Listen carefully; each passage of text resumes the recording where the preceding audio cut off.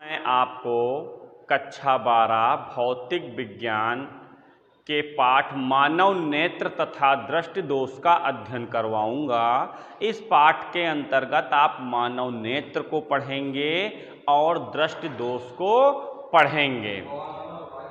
ठीक है, तो मानव नेत्र आपका क्या है और इससे संबंधित दोष क्या हैं उसको इस वीडियो में जानेंगे। तो चलिए प्रारंभ करते हैं।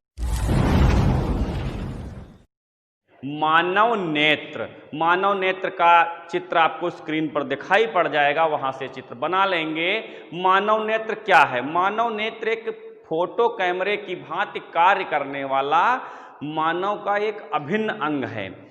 इसके अंतर्गत बहुत से भाग हैं, ठीक है, या गोले के आकार का है बना हुआ है।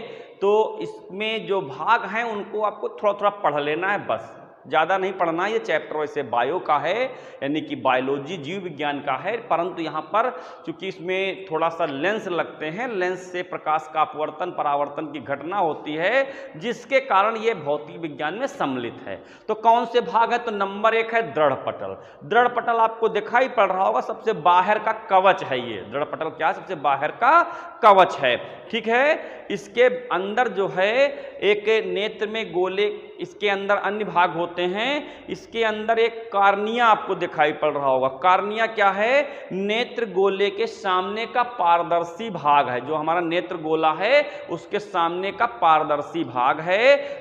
यह उभरा हुआ होता है और प्रकाश जो है वो इसी से होकर प्रवेश करता है, प्रकाश इसी से होकर प्रवेश करेगा। अगला जो है आइरिस है। कार्निया के पीछे का भाग आइरिस कहलाता है। कार्निया के जो पीछे है वो आइरिस होता है, ठीक है। यह रंगीन अपारदर्शी झिल्ली का एक पर्दा है जिसे आइरिस कहते हैं, मतलब रंगीन है, पारदर्शी झिल्ली का एक पर्दा है, ठीक है। उसके बाद में नेत्र तारा अथवा पुतली। पुतली आपको आंख में बाकी कुछ भले ना मालूम हो, लेकिन पुतली जरूर मालूम होगी। पुतली क्या होती है? एक आइरिस के बीच में एक छिद्र है, मतलब आइरिस जो है वो पूरा एक कवर्ड पर्दा है, उसके बीच में एक छोटा सा छिद्र है, ठीक है, जिसे नेत्र तारा या पुतली कहते हैं। प्रकाश जो है वो इसी से होकर अंदर प्रवेश करता है। इसमें पुतली की एक खास विशेषता भी होती है। पुतली क्या होती है? पुतली छोटी और बड़ी हो जाती है। अधिक प्रकाश में छोटी और जो कम प्रकाश है उसमें ये बड़ी हो जाती है, जिससे सीमित मात्रा में प्रकाश ही आपके आंख के भीतर पहुंचता है। उसके बाद में है नेत्र लेंस। नेत्र लेंस एक जो है नेत्र तारा के पीछे एक पारदर्शी जो है ऊतक का बना हुआ नेत्र लेंस होता है, ठीक है। उसके बाद में जलीय द्रव और कांच द्रव। जलीय द्रव का मतलब हमारे आंखों में जल प्रकार का द्रव भरा होता है और एक कांच द्रव है। ये दोनों आंख के भीतर होते हैं, ठीक है। इनका दोनों का अपवर्तनांक 1.336 होता है। उसके बाद सबसे मुख्य है रेटिना।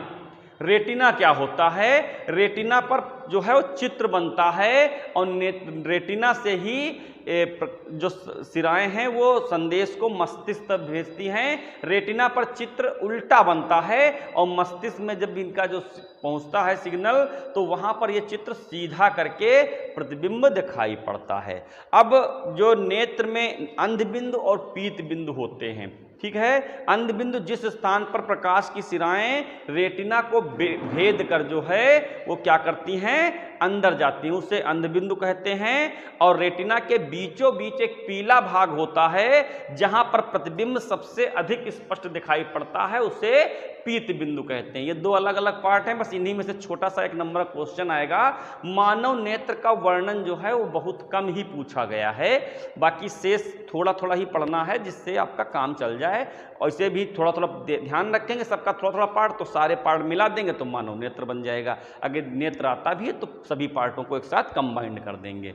अब उसके बाद में हम लोग चलेंगे इसमें नेत्र में प्रतिबिंब बनता कैसे। प्रतिबिंब बनने के लिए प्रकाश आंख के भीतर जाएगा और अंदर जो है अपवर्तन की क्रिया होगी और आंख पर जो रेटिना पर जो है प्रतिबिंब उल्टा बन जाएगा। अब ये प्रतिबिंब जो है उल्टा बना, यहाँ से सिग्नल जो है मस्तिष्क को जाएंगे सिराओं की सहायता से, वहां पर ये सीधा हो जाएगा और आपको चित्र दिखाई पड़ेगा। अब नेत्र की समंजन क्षमता होती। समंजन क्षमता का मतलब ये है फोकस दूरी एडजस्ट करने की क्षमता। फोकस दूरी कैसे एडजस्ट करेगा? हम आपने एक एक बहुत छोटा सा अनुभव किया होगा कि आपके पास मोबाइल का कैमरा है, जो वीडियो आप जिस मोबाइल में देख रहे हो उसी कैमरा इस्तेमाल करिए। अब कैमरे के लिए नज़दीक का फोटो खींचना हो तो आप सामान्य सा फोटो खींचते हैं और एक निश्चित दूरी के बाद फोटो खींचने को मना कर देता, तो आपको जूम करना पड़ता। भले जूम से पिक्चर खराब हो जाए लेकिन आप जूम करके फोटो खींचने का प्रयास करते हैं, परंतु हमारी आंखों में ऐसा नहीं होता है। हमारी जो आंखें हैं उसमें नज़दीक का भी स्पष्ट दिखाई पड़ता है, एक निश्चित दूरी तक, दूरी पर कोई व्यक्ति खड़ा है तो वो भी हमको स्पष्ट ही दिखाई पड़ जाएगा, हम उसको पहचान लेंगे, क्योंकि दूर पर जो व्यक्ति हमारा है वो भी कौन सा है उसको जान जाते हैं। तो इसका मतलब है कि नेत्र में फोकस दूरी समायोजित करने की क्षमता है, इस क्षमता को ही हम लोग समंजन क्षमता कहते हैं। तो समंजन क्षमता की परिभाषा आपको समझ में आ गई होगी। नेत्र पर जो है, नेत्र के लेंस में जो है फोकस दूरी समायोजित करने की जो क्षमता होती है उसे समंजन क्षमता कहते हैं। हम लोग नेत्र के दोषों पर, तो नेत्र में दो प्रकार के दोष हम लोग पढ़ेंगे। आपकी किताब में 5 दोष वर्णित हैं, जिसमें 2 प्रमुख हैं, एक निकट दृष्टि दोष, एक दूर दृष्टि दोष।